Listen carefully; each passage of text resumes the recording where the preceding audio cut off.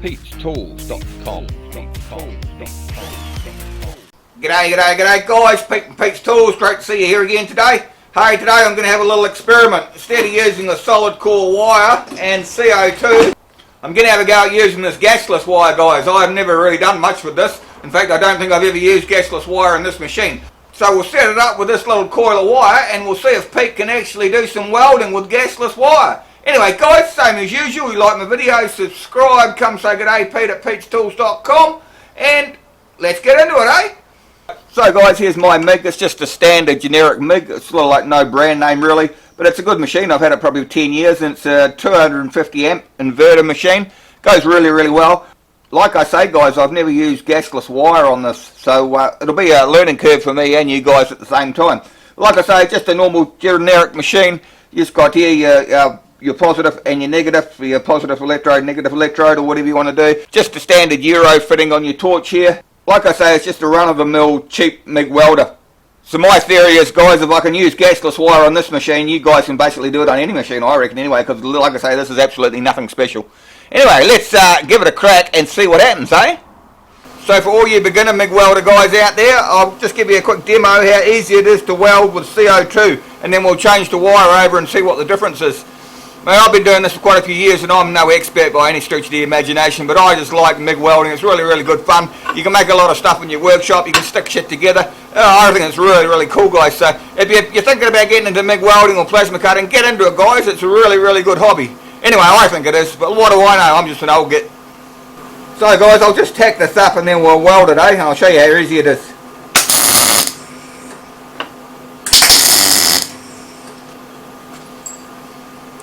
If you guys haven't done this before, it's just like using a bloody hot glue gun. It's really cool. That's why I like it, because it's simple to use. Simple like Pete is. Yeah! Right, we'll whack this up with CO2, guys.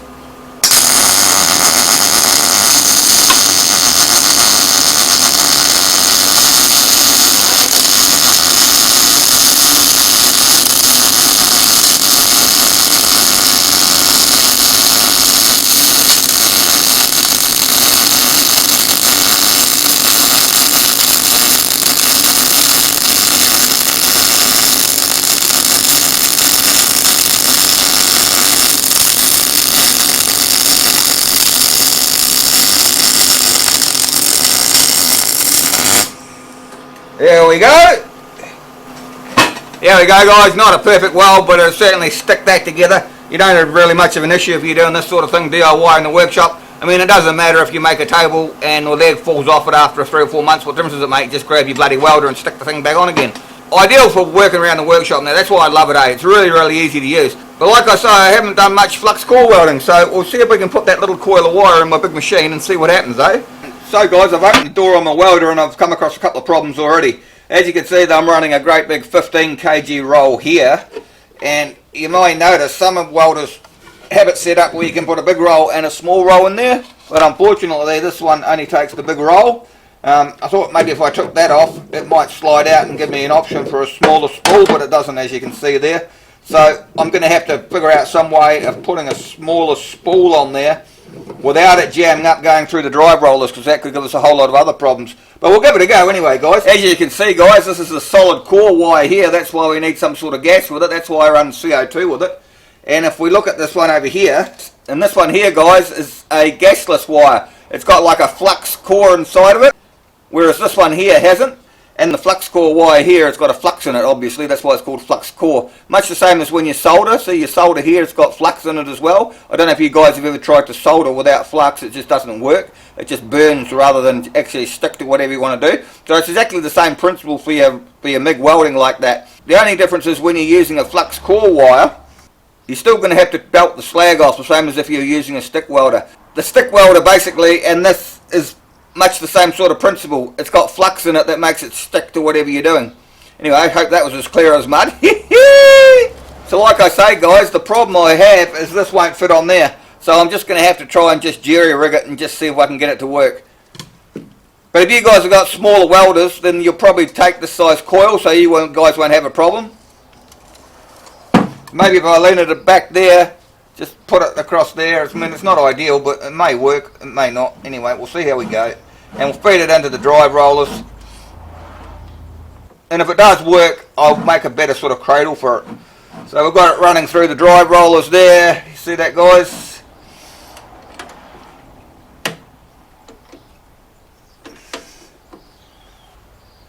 Flick it up, give it some tension on the wire. We'll just loosen it off a little bit to start off with. See if it'll pull it through, Pete. Let's have a go. Anyway, guys, we'll pull the trigger, see if it actually winds this wire through. I've got my doubts, but we'll have a go. No, it's going. See that? It's not the flashes, but it is going.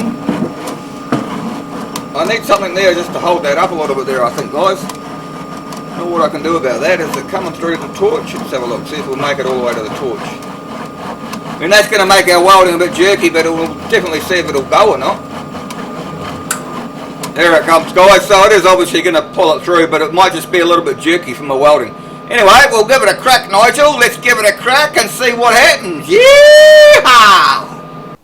So what else we need to do, guys, before we can actually try welding with this, is we have to change the polarity here, because we need this electrode negative, whereas at the moment we're electrode positive. So that goes in there and goes into the machine, and that's got the plus sign there.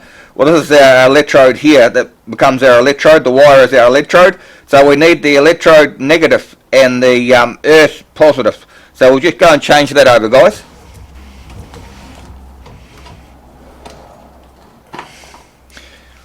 Don't know if you can see in here, guys, this is pretty well burnt out because it's been bloody arcing like this. So I need to put a new plug in here, but it'll do for the meantime. Just keep that in mind, guys. If you've got a machine like that, you can change from positive to negative.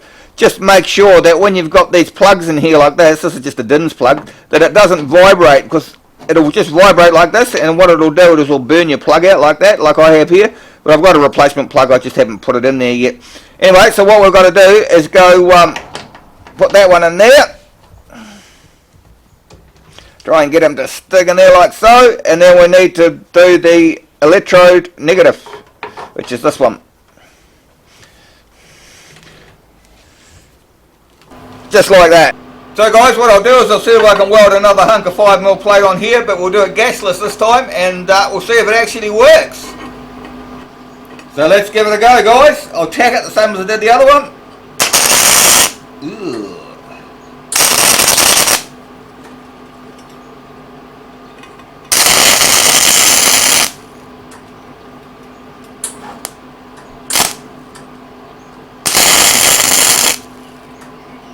Might have to adjust my wire speed, because like I say, I'm not used to this, same as you guys.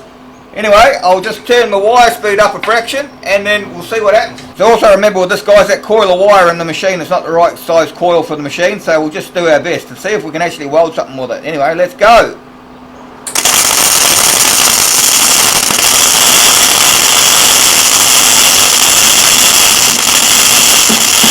You hear that wire banging around in there, guys?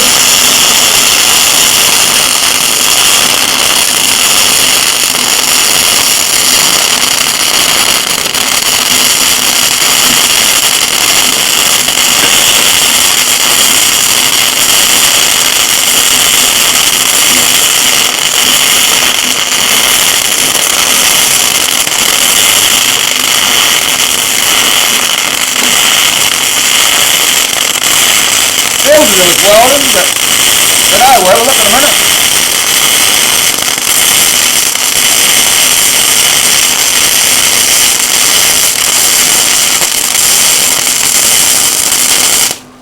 Oh, what do we end up with, guys? Can you see what I mean, guys? Well, this one has no slag on it. I mean, it's not a brilliant weld either, but I didn't say I was a brilliant welder. And this one here has got slag on it, and it looks really, really ugly. So if we clean that up and actually have a look at it, and we'll see what it looks like, eh?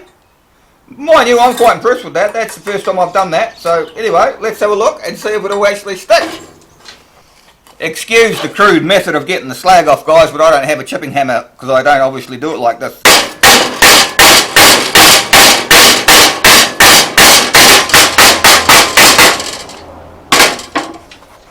Let's have a look, Pete. Well, it's definitely stuck on there, guys. So I run the wire brush over it and we'll have a look, see what it looks like, eh?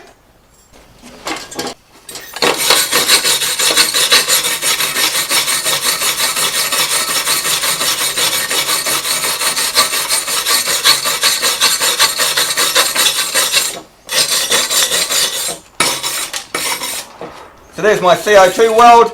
I mean, that's pretty ugly as well. And here's Pete's first attempt with flux core wire. I don't reckon that's too bad, guys, honestly. I honestly don't reckon that's too bad. I mean, it'll only be a matter of refining it, I think. Get your wire speed right, get your power setting right, and you get that looking like that. It's pretty cool, I reckon.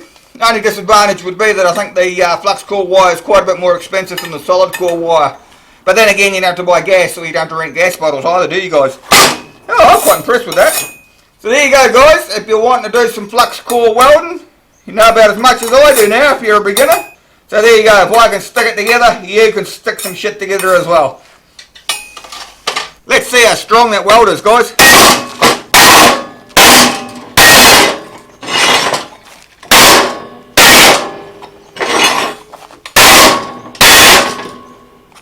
Yeah, I can live with that, guys.